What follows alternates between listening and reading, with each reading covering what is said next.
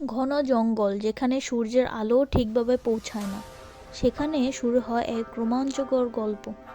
পাখির কলকাকলি, বাতাসের মৃদু শোঁ শোঁ শব্দ আর গাছের পাতার দোলার মাঝেই বাস করত এক শক্তিশালী ঈগল। সেই জঙ্গলে আরেক ভয়ঙ্কর বাসিন্দা ছিল বিষধর সাপ। উভয়ের মধ্যেই ছিল এক নীরব দ্বন্দ্ব, যা একদিন বিশাল এক লড়াইয়ে রূপ নেয়। ঈগল ছিল আকাশের রাজা।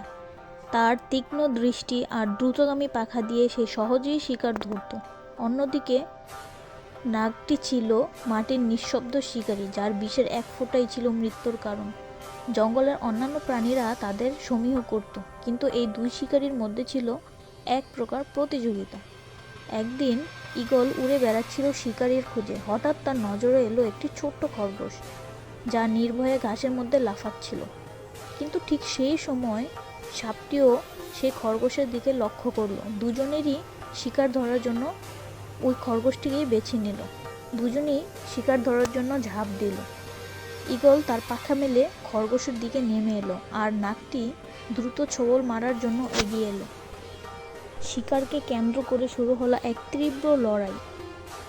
ঈগল তার ধারালো ঠোঁট আর শক্তিশালী নখ দিয়ে আঘাত করলো, আর নাগ তার বিষাক্ত ছোবল দিয়ে প্রতিহত করতে লাগলো।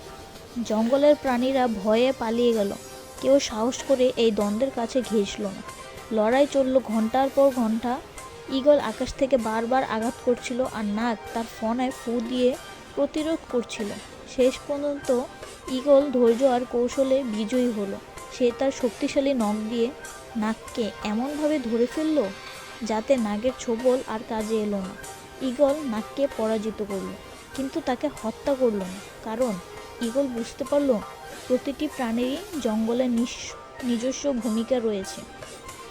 এই লড়াই আমাদের শেখায় শক্তি আর সাহস থাকলেও বুদ্ধি এবং সহনশীলতা সবচেয়ে গুরুত্বপূর্ণ। প্রকৃতির ভারসাম্য রক্ষার জন্য প্রতিটি প্রাণীরই নিজস্ব ভূমিকা রয়েছে। ঈগল ও নাগের এই দ্বন্দ্ব শুধু একটি দ্বন্দ্বই নয়, এটি ছিল প্রকৃতির একটি গুরুত্বপূর্ণ পাঠ, যেখানে শক্তি, বুদ্ধি আর সহনশীলতার সমন্বয়ে প্রকৃত বিজয় অর্জন করা যায়।